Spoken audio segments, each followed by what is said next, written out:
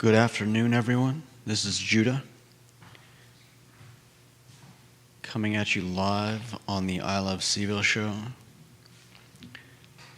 Today we'll be discussing a few issues, such as what is affecting the downtown mall the most, and how do we manage it the way Barracks Road Shopping Center is managing things with their new code of etiquette rules?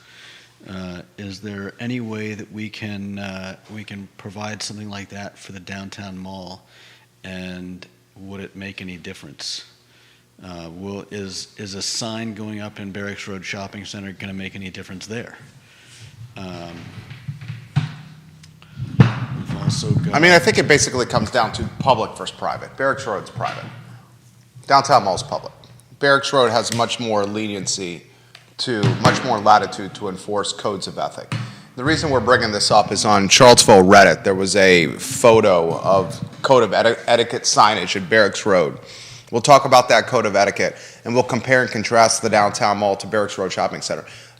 Barracks Road Shopping Center is the #1 shopping district in the city, and it's not close. It's not even close. We'll talk about on today's show, if you want to rent the Little John's Michael's Bistro spot, Michael's Bistro is above Little John's. Did you know that? Okay. The old Michael's Bistro on the UVA corner is above Little John's. Did you know that? I couldn't have told you that, but... $10,000 a month for those two restaurants. $10K a month. 3% escalator. It's an absolute triple net lease. Not just a triple net lease, but an absolute triple net lease. We'll tell you the difference. $10K a month for Little John's Michael's Bistro. Combining those two restaurants, $10,000 a month. We'll talk about that on today's program.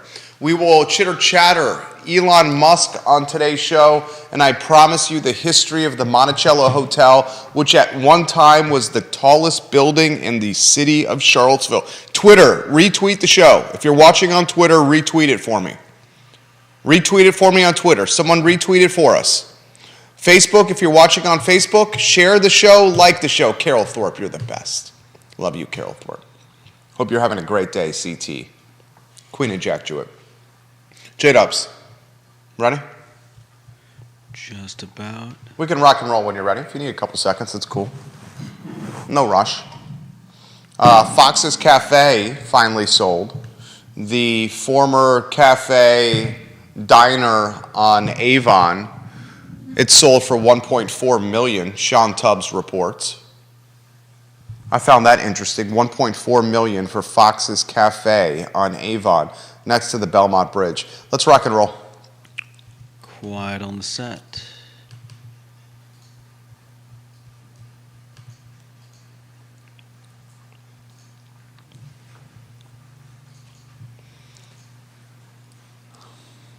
Good Wednesday afternoon, guys. I'm Jerry Miller. Thank you kindly for joining us today on the I Love Seville show. It's good to be with you. We talk Charlottesville.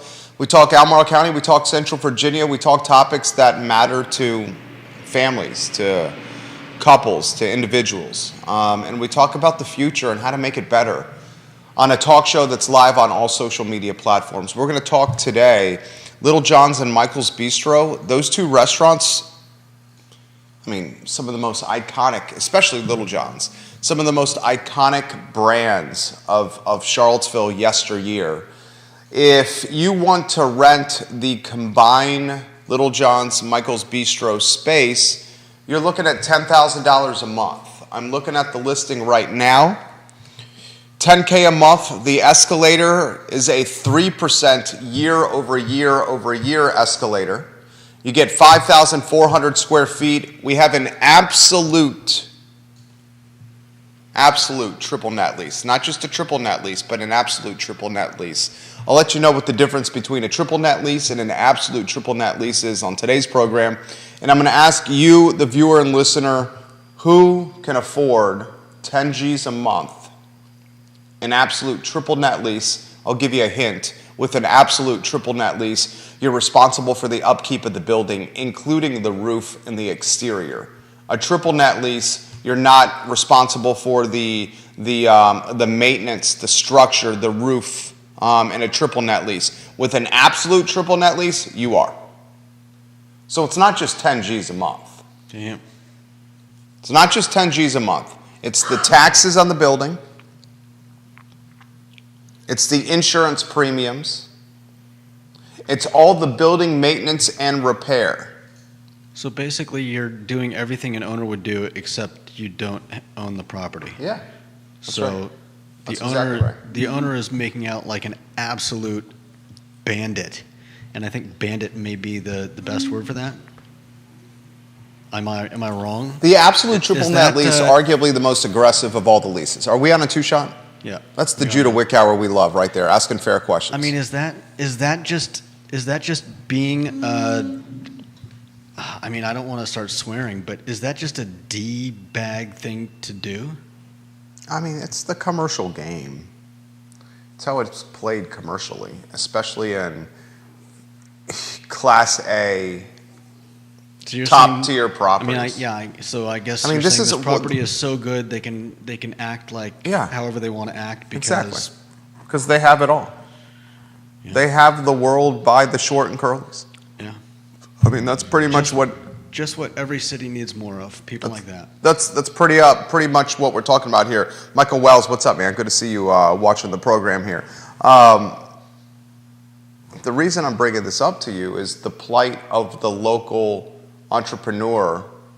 Yeah, you're basically saying that there's no way that anyone trying to open a local shop in Charlottesville could afford that. So basically, we already know that that's going to go to something like a Sheetz or a Qdoba or a big box brand. You're personally guaranteeing this as well. Yeah. And a personal guarantee means you're putting collateral assets on the line for the value of the lease in its full term. So you're probably looking out of the gate for something of this significance. UVA Corner, pretty prestigious location, a 10-year term with 10-year options to renew. So at minimum, a local entrepreneur is going to come out of the gate here It's $1.2 million. at 10 years. Yeah, there's the money, and that's minimum. That's without maintenance. That's Which without will- the which will 3% definitely yearly come out. escalator. The 3% yearly escalator every year, that compounds. Yeah. 3% of 10 G's is what, $300? Well, it's 3% a year, right? So it'd be 3%. You can extrapolate it over the course of over the year. 300 times 12 is 3,600. Okay, so you got something that is unaffordable. And I'll take it a step further. I'll take it a step further for the viewers and listeners. We're talking Michael's Bistro, guys. If you guys are just tuning in, the Michael's Bistro Little John spot is on the market now for rent. $10,000 a month rent. An absolute triple net lease, so you're responsible for the building maintenance, including the roof and exterior portions of the building. You're responsible for the taxes on the building. You're responsible for the insurance premiums on the building. As Judah said, you're responsible for everything with the building, but you don't own the building. Yeah. Okay, I'll take it a step further. And these particular parameters, can whatever opens there actually make money? Fair question. Yeah. Next step, the Chipotles and the Raising Canes and the Starbuckses that are coming to the UVA corner, are they doing this almost as a marketing strategy to put their brand in front of the next generation of wealthy consumers?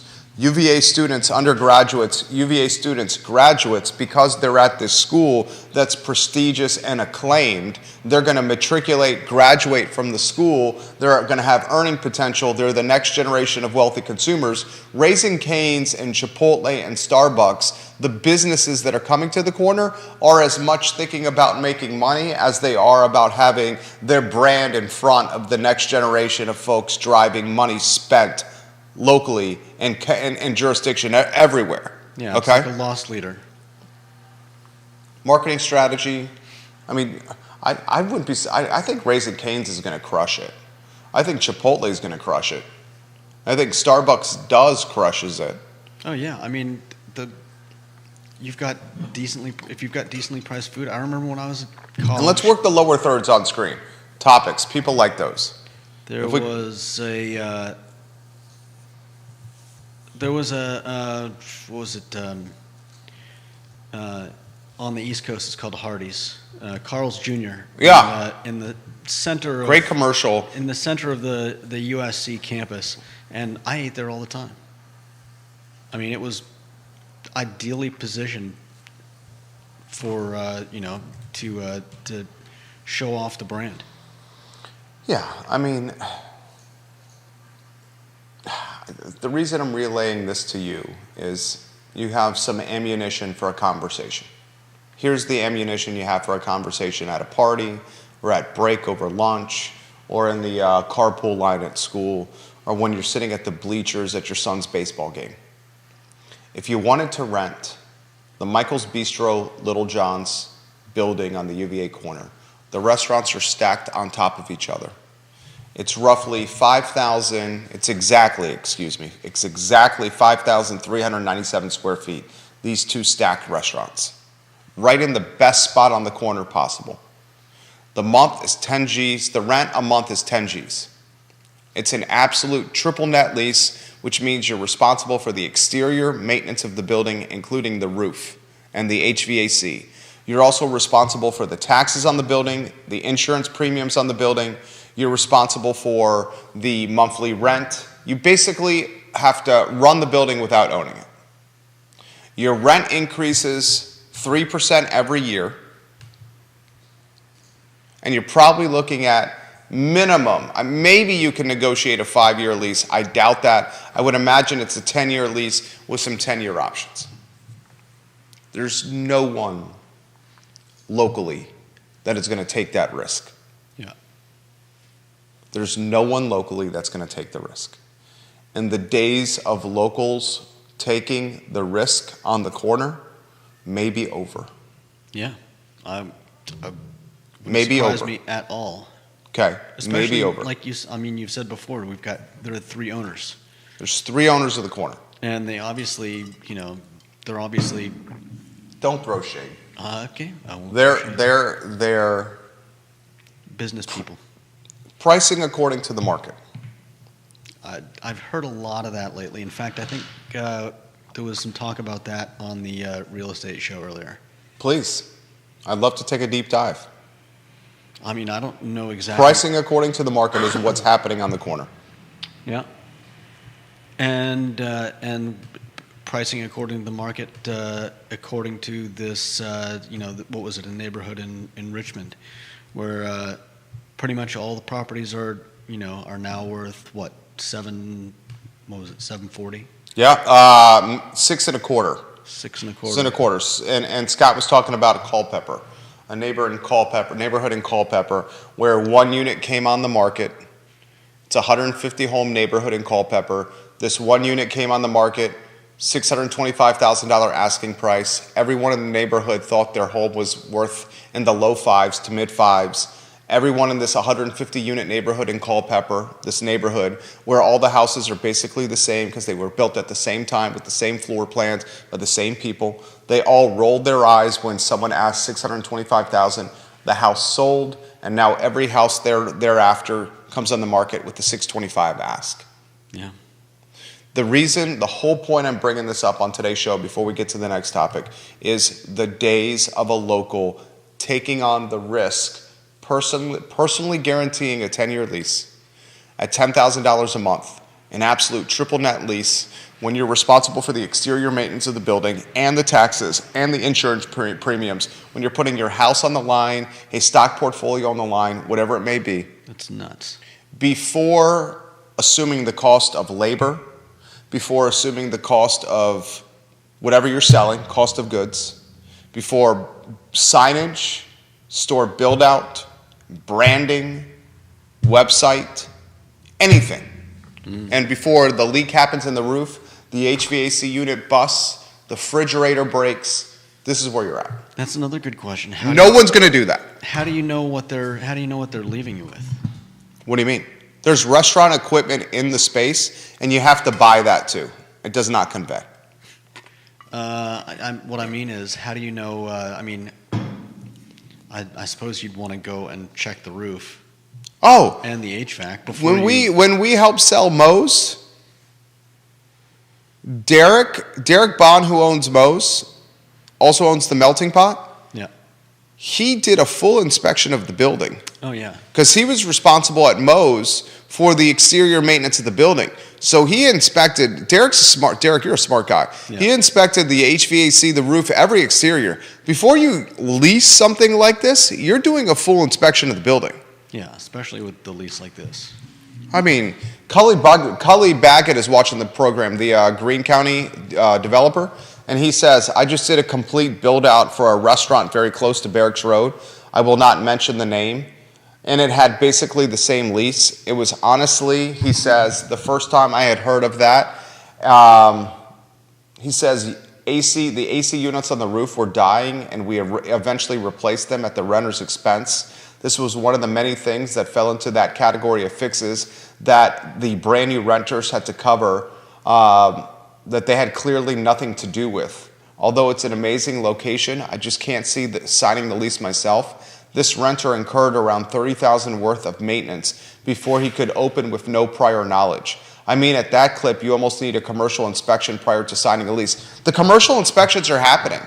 Yeah. The commercial inspections, you should do a commercial inspection before signing the lease, 100%. That's what my clients are doing, Yeah. 100%. Anyway, the days of the local on the corner are done. Yeah. Very sad. All right, next topic on the lower third, if you could. This is the making waves on Reddit, on the interwebs. Barracks Road's got a code of ethics sign. I should set the stage better. Barracks Road is owned by Federal Realty. Federal Realty is a publicly traded company.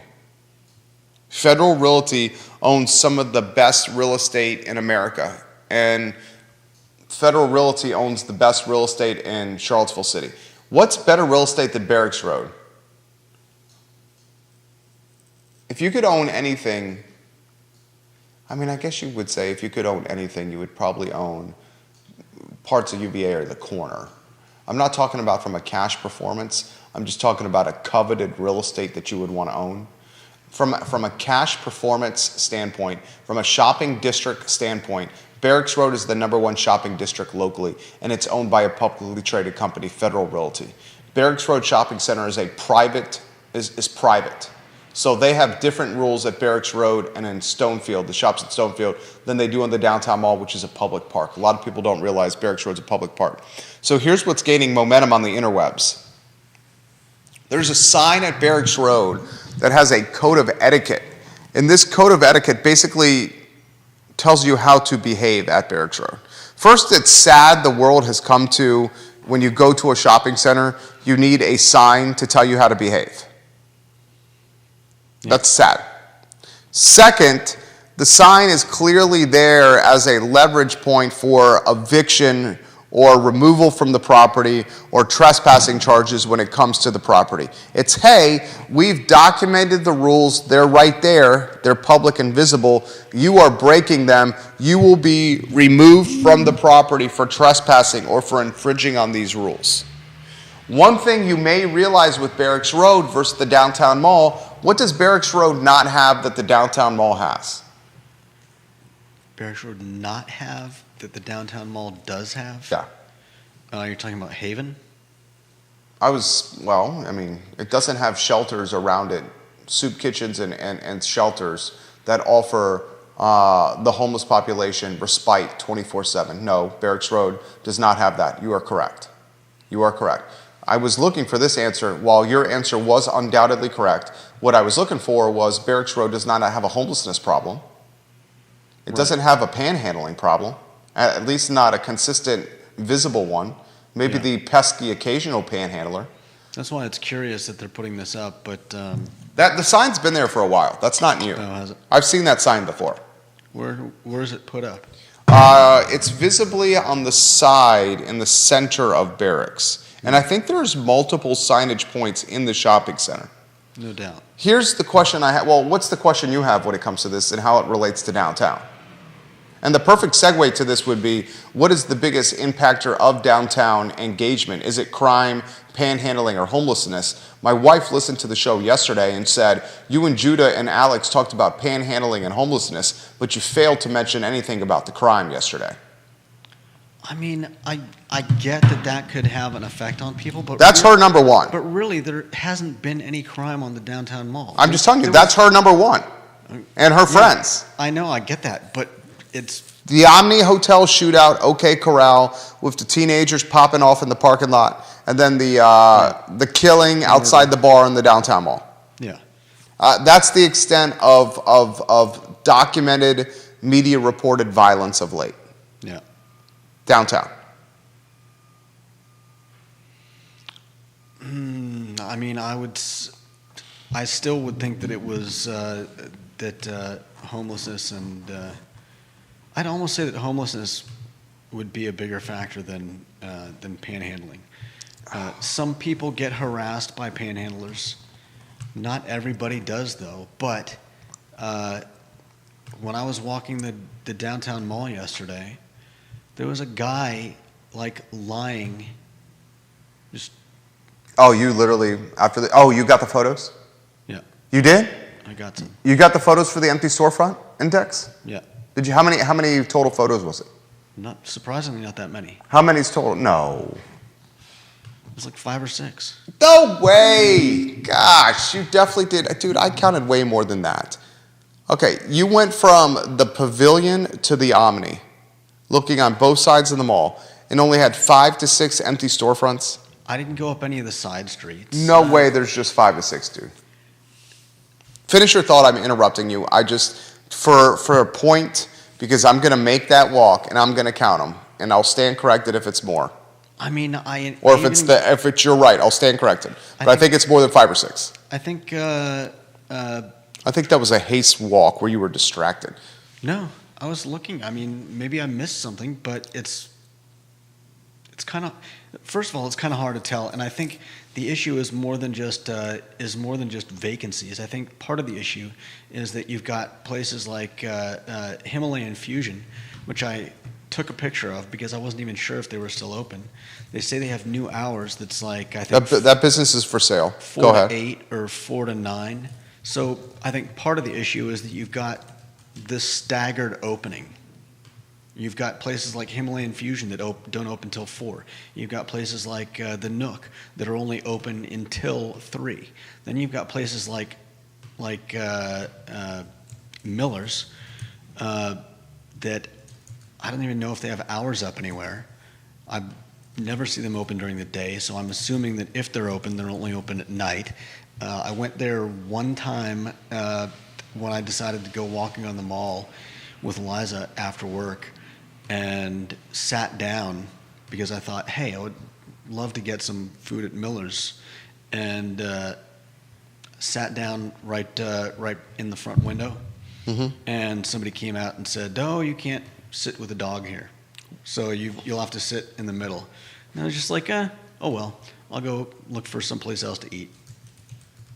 And so there's just this, there's no consistency on the downtown mall. And that's a fair point. You've made that point. I think that point is very much impacting things downtown. I think it's a very, very, very, very, very good point. Let's put the lower third on there about the panhandling, homelessness versus crime. For me, I think if you could eradicate, obviously one of those 3 things, if you can eradicate it, you want it to be crime. It's impossible to eradicate crime. You're much more likely to eradicate aggressive panhandling than you are crime or homelessness. But there is no crime on the downtown mall. Is the crime people are talking about aggressive panhandling? I have a legitimate question for you. Some people say they feel uncomfortable or not safe downtown. You've heard that before. Is what they're talking about the aggressive panhandling? Is what my wife is talking about when I get home after she listens to yesterday's show? You and Judah just talked about panhandling and homelessness, but you didn't talk about the crime. Is that actually the aggressive panhandling?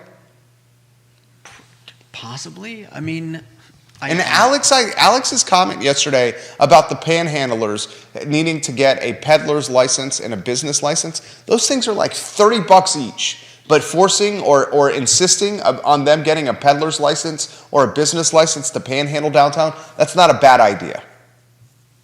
It gives the police a mechanism to remove someone from the downtown mall where it's clear cut, you don't have these papers on you, get off the mall. It cannot be about race, it cannot be about any of the political hot button topics. Oh, you wait. Well, of course, but the peddler's license and the business license, those two documents gives a sense of, Yeah, we have the tools to do something, or it's a great idea. the means to do something, whereas now The Merchants Association or Friends of Seaville, Downtown Merchants Association or Friends of Seaville are restaurant owners or business owners on the downtown mall. Perhaps percolate that idea. If you're panhandling downtown, you should or be required to have a peddler's license or a business license. You're running a business. You're selling yourself and asking for money where do you? in a shopping district. I think the problem. A panhandler is a business person. I think the problem would be where do you? There's a large overlap. The Venn diagram of homeless and panhandler often overlaps on the downtown mall, where you have people that may just be homeless who are doing whatever they do on the downtown mall. I mean, a lot of the homeless are on the downtown mall because of the soup kitchens and shelters around the mall. And the soup kitchens serve or provide 3 meals a day. So the homeless are hanging downtown for breakfast, lunch, and dinner, and then they know they can stay downtown and get one of the cots to stay overnight. So where, if you're going to hang and loiter downtown to get free food and a place to stay in Charlottesville, it would be downtown, Yeah, it's either especially since they're located here. it's either the downtown mall or it's the park. I mean, I see them when I walk Liza. 4th Street Park, Market Street Park, Lee Park, whatever it's called now. Yeah, the one next to the library. It's almost always there's almost always people in there, and even when there's not people, there's usually somebody's stuff Waiting. hanging out on one of the benches. Yeah, 100%. I see it too. Not So- to mention discarded razors and other weird things. Dude, I saw for the first time, and I'm very even hesitant to mention this. I've only seen it once since I was been downtown. The used syringe. Oh, Yeah. that's something that I thankfully haven't seen. Back alley of the Macklin. The used syringe walking to the post office. Man. Sitting right there on the street. It was disgusting. First time I've ever seen it in Charlottesville. Yeah, that's not something First time ever. That's literally first, hopefully a last. Good news, or I don't want to use good news because I feel like the news we talk about is fair, but a talking point that is a newer segment of the show is Judah and I wanted to offer like the history of buildings locally. And I think if you're talking about buildings in Charlottesville City, there's few buildings more iconic or talked about than 500 Court Square, the old Monticello Hotel. I think you have some graphics or some visuals we could put on screen. Walk me through the visuals you're going to put up first. All right. Well, first we've got the map. All right, so what do you got on screen? A Google map of the Yeah. Monticello Hotel? It is dead center. Okay, I'll talk about it after you put the map up. Map's on. The map's up. Where's the red circle? I got this on the Mac, and There's no red circle on the map. it's dead center with a red pin. No, there's 2 red pins on that map. No, there's a pink pin and there's a red pin. Well, the pink pin says in at Court Square. Okay. Okay, so the red dead center one you're telling people is the Monticello Hotel is not the Monticello Hotel. It's actually the pink one that is the Monticello Hotel. So it is not dead center. Well, the red pin is from when I typed in 500 Court Square. The pink one says Inn at Court Square. Oh, actually, he's right. Judah's right. The pink one is the Inn at Court Square, which is next to the Jefferson School. The red one dead center is the old Monticello Hotel. Judah is right. You are right. That is the red one. So the red one is where it's at. Go back to a one shot here. We're talking about, at one time, this was the tallest building in the city of Charlottesville. It is no longer the tallest building in the city of Charlottesville. In fact, if you Google tallest buildings, city of Charlottesville, there should be a little list that you can queue up and tell us who the tallest are. I've talked about this in previous shows. The idea for the Monticello Hotel came from a firm called the Jackson Park Hotel Company. The architects were Stanhope Johnson and R.O. Branningham of Lynchburg. The plans for this hotel were for a colonial-style building, and interestingly, when it was talked about in the late 1918, 1919, 1920 vicinity, they really wanted to emphasize running ice water and radios in each room at the Monticello Hotel. This was before running ice water and radios in each room were commonplace. Apparently. The hotel first was built, the year the ground cracking was 1924. So construction started in 1924. The Monticello Hotel was completed and unveiled with 138 rooms in 1926. The building was converted from a hotel with 138 bedrooms into a mixed-use building in 1973. Mickey Hamlet, the law firm of this program, used to be on the first floor of the Monticello Hotel. Now they own a portion of a office building behind Truist Bank in Court Square. Mickey Hamlet, they're fantastic. Monticello Hotel, also called 500 Court Square, is where Hoss Spencer, the acclaimed journalist, also lives. I saw him reading a magazine or a newspaper in Court Square as I was getting to work yesterday morning. I saw him eating a banana. Hall's there's the police chief, Chief Kotches. Yeah. Chief Kotches walking by. You got the list of the tallest buildings? Well, I went to Council on Tall Buildings and Urban Habitat, and apparently there must be some high demand for this information because they give you the information for number one, which is Apex Plaza. How tall is that? 115 feet. 115? Yeah. That's not the tallest. Okay, well, that's what they've got listed. No. The tallest building is the Draftsman Hotel at 121 feet. Year built in 2018. Well, the the Draftsman most is Hotel outdated. on West Main has 10 floors. It's 121 feet tall. Number 2 is Apex Plaza. You said it's 115 feet? Yeah. Apex Plaza is 2 at 115 feet. Number 3 is the Monticello Hotel, 500 Court Square. It's 109 feet. The new University Hospital Tower has 9 floors. It's 109 feet, slightly smaller than Monticello Hotel. And 1800 Jefferson Park, the apartment complex on Jefferson Park Avenue, that's 109 feet. Lewis and Clark is about 109 feet. And then the flats are just over 100 feet. The tallest building in the city of Charlottesville is the Draftsman Hotel on West Main. I believe the Apex building is the tallest wood timber building on the East Coast. Wow. I'm going to confirm that. I believe, if memory serves, Apex building, wood timber. I think it is. Let's see.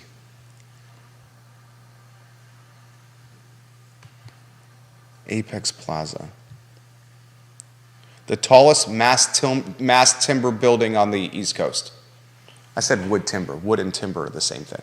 The tallest mass timber building on the East Coast, Apex Plaza. That's a effing great. But that's a trivia question people can Google, so that wouldn't be a great trivia question, right?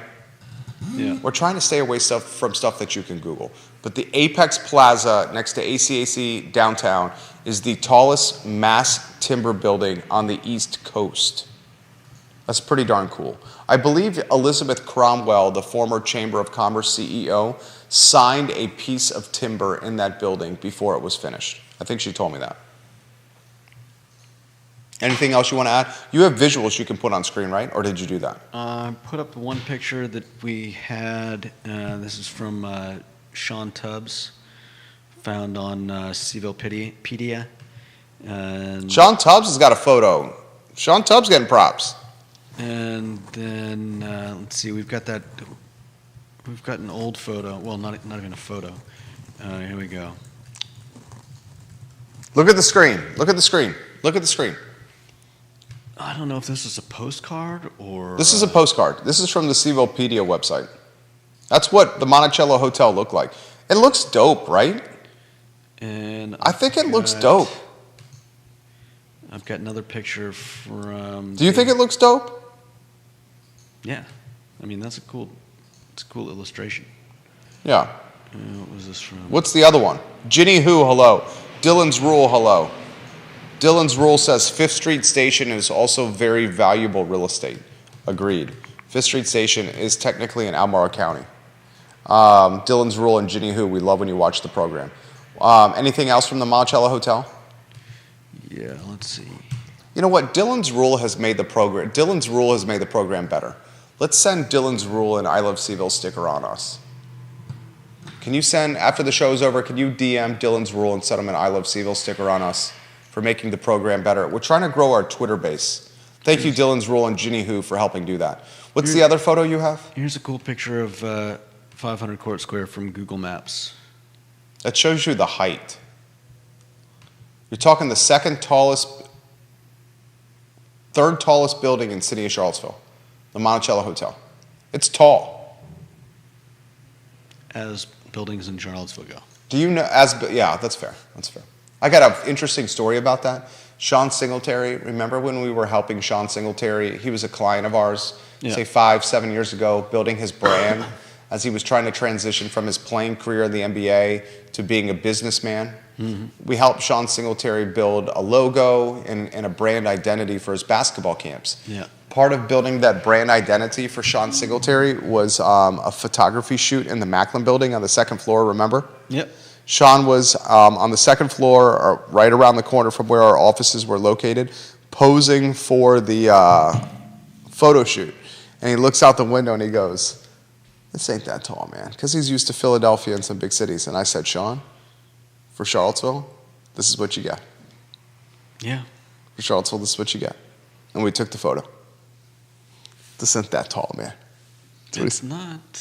For Charlottesville, this is what you get. 115. What was the Draftsman? 100. Draftsman's the tallest, 115.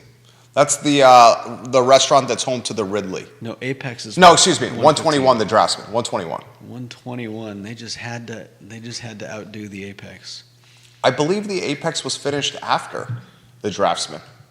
So the Apex had an opportunity to surpass the Draftsman, but did not. Wow. Missed opportunities. I mean, for what it's worth. Yeah, bragging rights. Those don't mean much to you. Elon Musk finally has said that Twitter's breaking even. I know this is a national story and we talk locally. I'm going to localize this story this way. Elon Musk forced or influenced 70% of his staff to quit when he took the company private. Are you with me? Elon Musk is a business genius, a lot of people would say. Tesla, SpaceX, Twitter. A lot of people would also say that he stole those and just... You don't believe that? I mean, it's not like he invented all those things.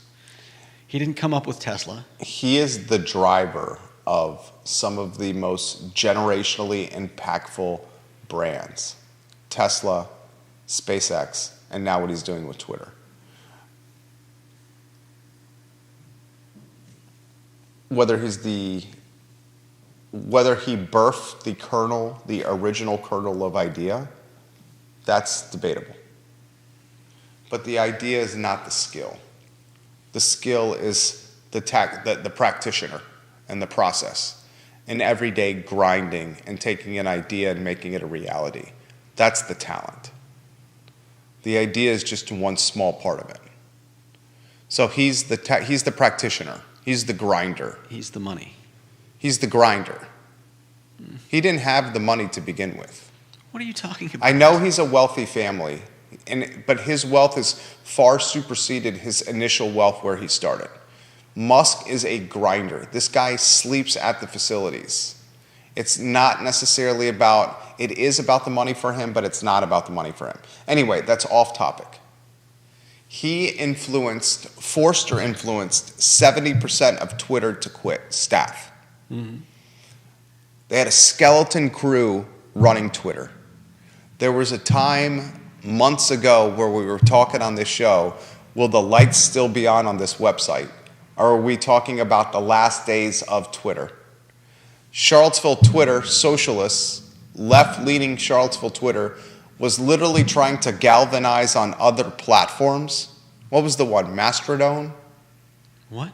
There's another platform called like Mastodon, that Charlottesville Twitter was trying to galvanize on. Long story short, today Elon Musk tells the world, after cutting 70% of the staff, that the website is now breaking even financially and running better than it ever has. The reason I make this point, a national story on a local talk show, is you have a guy that's a master practitioner, a man who has vision, a man who is undoubtedly ruthless, and a man who will do whatever it takes to get where he needs to go or where he wants to go. And that describes Elon Musk, who cut 70% of his staff, got the business to continue operating even more efficiently, and is now breaking even financially where previously Twitter was on the brink of bankruptcy. This mindset is going to trickle into other spaces of business. The doing more with less and the bootstrapping of businesses in difficult economic times. You're seeing this in tech. You're seeing this with Microsoft, with Meta, with Snapchat. Any tech company, most tech companies are doing layoffs right now. But that always happens during a downturn. They saw what Musk was able to do. And in boardrooms at these companies, they said, why can't we do this ourselves? I know that's happening in a downturn and usually happens in a downturn, especially when credit markets tighten. And that's what we have now. But Musk is doing something that was pretty significant. I don't think we should underestimate what Musk has done at Twitter. Fair enough. Anything you want to add before we close the show? And Jason Howard says, weren't food trucks, carts like Catch the Chef pushed off the downtown mall by local brick and mortar businesses because they didn't believe the competition was fair? What's the level of support going to be from local businesses for a $30 peddler license being the cost of business to legally panhandle in the downtown mall? He's basically saying at one time you could go to the downtown mall and you could see Tyler Berry of Catch the Chef, or you can see Justin Vanderlyn of Smoked. Remember his food cart? Line was around the corner. The reason those food carts were pushed off the mall is because the downtown mall restaurants didn't like that competition because the carts were taking customers away from them, and the carts didn't have the rent overhead or the contributions to the city like the brick and mortars were doing. That actually did happen. Contributions to the city, how? The restaurants don't own those cafe spaces. They pay rent to the city on the cafe spaces, whether the customers are there or not. So the restaurant owner is paying rent for the storefront to a private landlord and then renting the cafes from the city.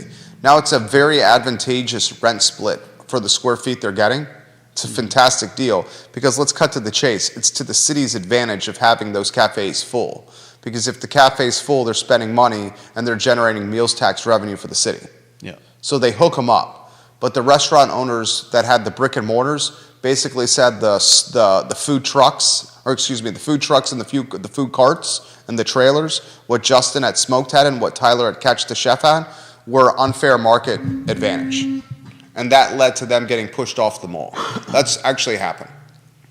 I think that's pretty fair. You think it's fair from the restaurants? Wow, I'm surprised you went with that take. I would have never have guessed you. And I'm not saying your take is wrong. I'm not knocking your take. No, I'm I wondering. would have thought you would have gone with the food trailer side. I mean, I would love to have food trailers on the downtown mall, but I think it's fair that if you're paying for that cafe space and people are, rather than coming to your restaurant, they're grabbing a burger from, Al's Burger Stand and then sitting on your, sitting in your seating. That's, I would. Perhaps an equitable solution would have been for the city to refund a portion of that at the end of each year, based on the number of what do you call it, the vending licenses they sold to people selling on the downtown mall. So the idea is that if you had people like Catch the Chef and Smoked paying money to the city, that part of that money at the whenever, at the end of the year, at the beginning of the year, goes towards partially paying for those cafe spaces. well, Smoked and Catch the Chef would be paying meals tax to the city for the meals that they're selling downtown. No, I know that. And Smoked and Catch the Chef would have to get a business license for selling food downtown. And Smoked and Catch the Chef may need even a peddler's license Yeah, but none of that. for selling downtown. But none of that covers the reason why the restaurants that said it was unfair that they could sell their food on the downtown mall, which is that we're paying for these cafe spaces. And so if you had part of those cafe spaces subsidized or repaid. The cafe spaces are already significantly subsidized. It's well below market, the price per square foot for renting those cafes from the city. Well, then you're saying the restaurants really had no right to. I'm not saying to that. claim I'm not saying that. unfairness? I'm definitely not saying that. I see both sides of it. I see both sides of that. I can imagine why a restaurant, Mike and Cecilia at Rapture, you're talking $19,000, $20,000 a month in rent. And I'm just saying. $19,000, $20,000 a month in rent. A food trailer doesn't have rent. And I'm just saying that maybe if you took a little of that money that the city gets from the food trailers and used it to further. Then you'll win the battle of perception and then keep the trailers on the mall. Yeah, you make the restaurant owners happy, and you've got, I love having little food carts on the downtown mall. Well, the food cart on the mall offers a different price point that's missing from the mall. Yeah, it offers a different price point. It offers. You can't buy under $10 on the mall for lunch unless you're getting a slice of pizza. It offers ease of use and speed in a lot of cases, and also variety. I mean, who else is selling hot dogs on the downtown mall? Chaps, maybe? Does Chaps have a hot dog? Where can you buy a hot dog on the downtown mall? I think so. Can you buy a hot dog at Timberlake's? Good question. You're going to look at Chaps? I'll look at Timberlake's. I think you can get a hot dog at Timberlake's. Remember the downtown hot dog company? In York Place? Yeah. It was owned by Eric and Jenny Saunders. Was it York Place? Yeah. For some reason, I felt like that was in the spot that Vita Nova's in now. No. Downtown Hot Dog Company was in York Place. It was where the rental office is now for the York Place and for that company that's managing the building. Is that Ludwig's company? Downtown Hot Dog Company was a gourmet hot dog stand owned by Eric and Jenny Saunders that operated out of York Place. Where do you get a good hot dog in the city of Charlottesville? I like a good hot dog. Vanessa Parkhill says Judah Chaps has hot dogs. I thought they did. There you go. It's been a while since I've looked at the menu, but I thought I remembered seeing it. Vanessa, thank you. Thank you. Queen of Earlysville. I love some good encased meat. I think there used to be a place. What was it? Sam's hot dog stand in Crozet. How would I have known about that? What's in Crozet? It's close to here. There was. That's how. Okay. What was the other hot dog? Where are you going with this? What's the other hot dog place? There's a place over. What was it? Behind Bliss. Where was that? Behind Bliss. What's that? Behind what's Bliss? The place across from Best Buy and. I'm not sure what you're PetSmart. referring to. What are you referring to? Is it called Bliss? What are you talking about? What's the business? What do they sell? They sell adult products. Of what variety? Ultimate Bliss. Oh. There was a hot dog place behind there, or not a hot dog place, but kind of like a little diner place. No, I've talked about this. It's a bar. It's one of the best dive bars in Charlottesville. Has it always been a dive bar? Knipe Brothers. It's a bar. I've been there. I've had Coldies there. Frosties. Well, that's Coldies. the place I'm talking about. They've got hot dogs. They do have hot dogs. They've yes. got footlongs. There you go. There you go. Knipe Brothers. Brothers Bar and Grill. I always thought they were Italian and it was Canada. You guys should try that this weekend. Viewers and listeners of this Fine and Fair talk show, go to Brothers Bar behind the porn shop Ultimate Bliss and let us know what it tastes like. I'll see if I can persuade the missus to bring our 5-year-old and our 4-month-old to Brothers this weekend. See how that goes.